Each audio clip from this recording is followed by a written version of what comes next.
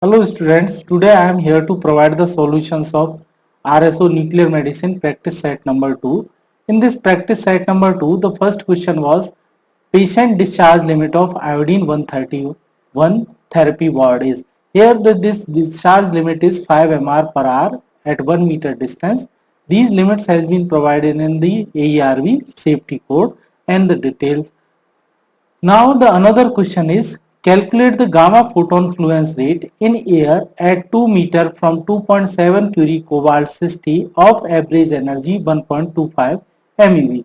All of you know that the particle fluence phi is defined in a quotient of dn by dA, where dn is the number of particles incident on a sphere of cross-sectional area dA, and the fluence rate becomes the number of particles passing per unit area per unit time. So the fluence rate becomes dn by dA upon dt. So here for the cobalt 60 2.7 Curie source at 2 meter distance, fluence rate is asked. For to calculate this, first of all we have to have an idea about the disintegration process of the cobalt 60. In the cobalt 60 there is a 99.88% probability that it undergoes in beta decay of 0.31 MeV, which has been shown over here, and after that it in this process is emits a 2 gamma photon of 1.17 MeV and 1.133 MeV. Here in this process that there is a almost 100% probability that per disintegration of cobalt 60 we will get the 2 gamma photons, and here it is mentioned that the 2.7 Curie is the activity of cobalt 60 for which the fluence rate is asked. So this is converted into the gigabecquerel. You know that 37 gigabecquerel is equivalent to 1 Curie, and 37 multiplied by the 2.7, it becomes a 99.9 gigabecquerel, which is approximately equal to 0.1 terabecquerel, or it can be written as a 10 raised to power 11 dps disintegration per second. And from the decay scheme we have come to know that the cobalt 60 we are getting the 2 gamma photons per disintegration in this process, and here the two number of photons per disintegration we are getting. So number of photons per disintegration becomes the 2 into 10 raised to power 11 for the cobalt 60. At the 2 meter distance it has fluence rate has been asked. So we will consider a sphere of 2 meter radius.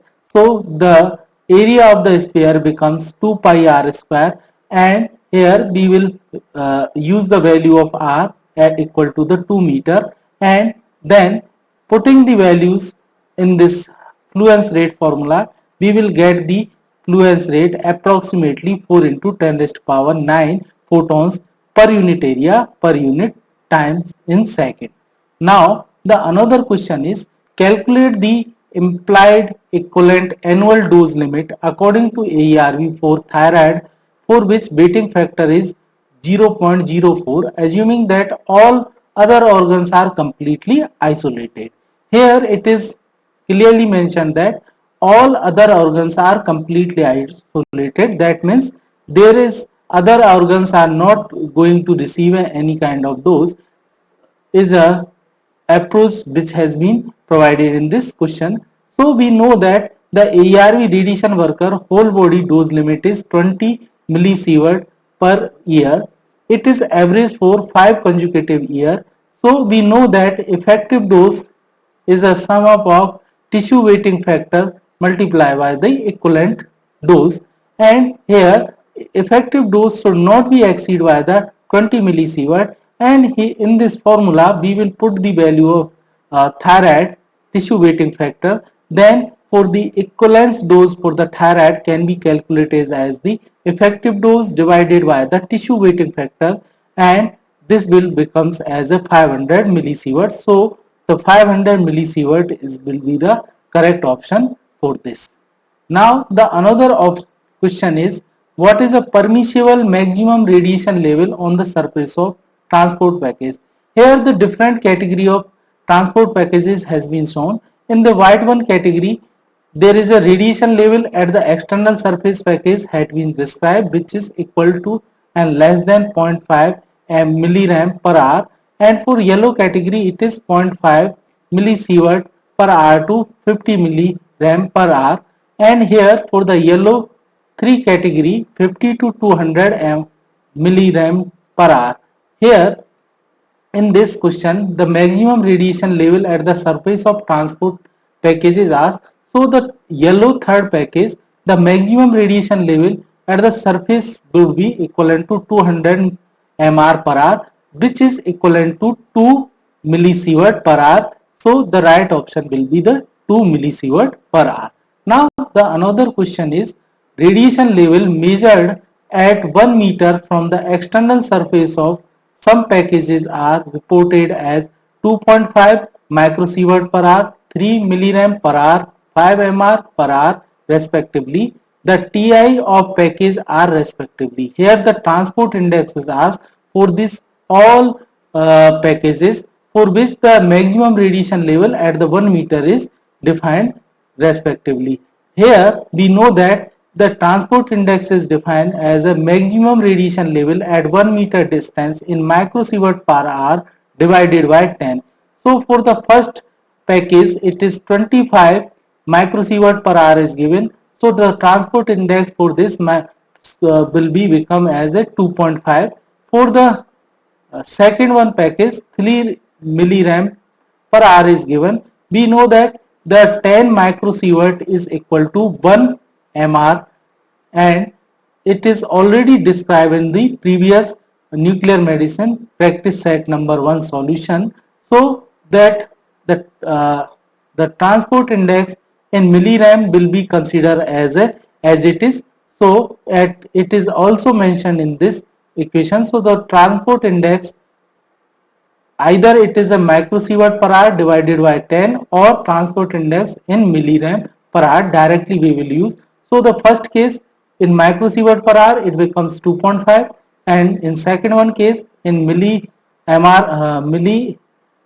Röntgen per hour is it is given. So the transport index straightforward becomes 3. Now for the third package it becomes the 5. So 2.5, 3 and 5 will be the right option of the transport index where it is mentioned clearly. The another question is how many minimum number of HBl and TBLs of lead is required to reducing the exposure rate from 37 gigabecquerel iodine 131 source to less than 1.2 mR per hour at 1 meter from the source, given that exposure rate constant for the iodine 131 is 0.22 Roentgen meter square per curie per hour. So here the exposure rate constant is defined for per curie. Here the iodine 131 source, the activity is mentioned as 37 gigabecquerel. All of you know that 37 gigabecquerel is equivalent to 1 curie.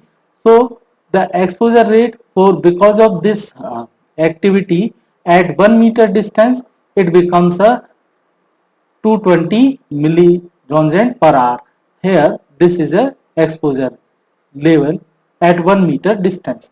Now we have to find out the HBl and TBl's number to reduce the intensity by 1.2 or exposure by 1.2 mR per hour. So from this we know that the 10th value layer reduces the exposure or intensity by 1 by 10, and HBl reduces the intensity or exposure by 1 by 2. So here the 2 HBl will reduce this intensity or exposure by 2.2, and after applying a 1 HBl it becomes a 1.1 mR per hour. So the two number of TBl and one number of HBl, it is sufficient to reduce this exposure level less than 1.2 mR per hour. So B will be the correct option for this question. Now the another question is the maximum radiation level at 1 meter from external surface and the surface of radioactive material are 7 microsievert per hour and zero point 0.7 millisievert per hour respectively. Here the exposure rate from the external surface to 1 meter distance, it is given as 7 microsievert per hour, and external surface is 0.7 millisievert per hour. And from this we will have to find out the category of the package which will be allowed to the transportation. So first of all, at 1 meter distance exposure rate from the external surface, we will find out the transport index. So the transport index for this, it becomes a 0.7. Here it is 0.07, it is mentioned wrongly, so it is 0.7. So exposure rate, it is given in at 1 meter distance 7 microsievert per hour. So the you know the definition in earlier question, it has been explained. The transport index is defined as a exposure rate at a 1 meter distance divided by 10 would be considered as a transport index. So the transport index for this package will become a 0.7. So this is incorrect. So you use this as a 0.7, and the maximum radiation level as the external surface is defined as 0.70 microsievert per hour. So it becomes 70 mR per hour. Just we have converted this sievert to Roentgen. So we multiply by the 100 during the conversion of 1 sievert to Roentgen. So 100 will be the multiply over here, so 70 mR per hour. So according to the transport index, the package is falling in the category of yellow 2, and according to the maximum radiation level, the package is falling in the yellow 3 category. So for the safety point of view, we will consider the category of yellow 3, where the exposure level at the surface of uh, transport package is getting 70 mR per hour. So that would be the correct category of this package. So yellow third will be the correct answer for this question. Now the another question is exposure rate at 2 meter from fluoroscopy machine is 5 mR per hour. During the procedure, a radiologist stand 1 meter from machine. Then how many minutes can do work in a week without exceeding the weekly dose limit? In this clearly mentioned that at 2 meter distance from fluoroscopy machine, the exposure rate is 5 mR per hour, and radiologist is standing the distance at 1 meter. So the he is reduces the distance by half. So at the 2 meter it is a radiation level 5 mR per hour, and at 1 meter the radiation level would be 5 mR per hour multiplied by the 2 square. We know that the intensity or exposure rate is inversely proportional to the distance square. When the distance is reduced, then it will exposure rate will be increased by the d square. So that exposure rate at 1 meter becomes 20 mR per hour, and weekly limit we know the 40 mR per week. So 40 mR we will directly consider for the weekly limit, and when the exposure is divided by the exposure rate, then we will come to know that exposure time. Here the 2 hours, that means 120 minutes, will come as a weekly permissible time for the radiologist when it will not exceed the weekly dose limit. So 120 minutes would be the right option for this question. Now the another question is to calculate the shielding of PET-CT room, which of the shielding should be considered? In this question, the PET-CT room shielding consideration is asked. Here in the option it is mentioned that both CT and PET shielding is considered, only PET because the energy of CT is low. We know that we are positron emitter, FDG18 is most commonly used in the PET-CT. So positron emitter will undergo in the annihilation process, and in this process it will emit the 2 gamma photon in opposite direction of 511 MeV.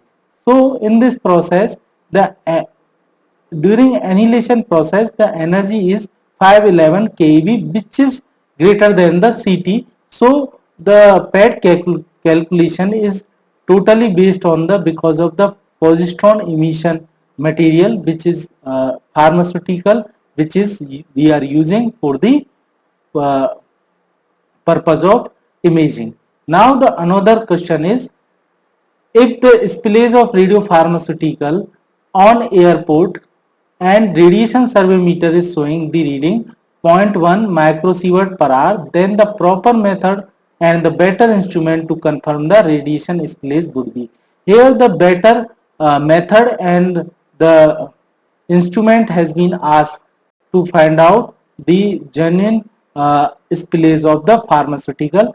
So we will take first swipe test, and swipe test is common in all of the options, and here thin and window GM survey meter would be preferred uh, for this readout process, because it is capable to detect the low energy beta also, and thin walled GM tube, it is not good for the energy less than 0.5 MeV. So the appropriate answer for this question would be swipe test, thin and window GM survey meter. So this would be the right option for this question. Now thank you everyone for the watching this video, and very soon we are going to release a weekly test series, and tomorrow we will be available with the weekly test series topic number first.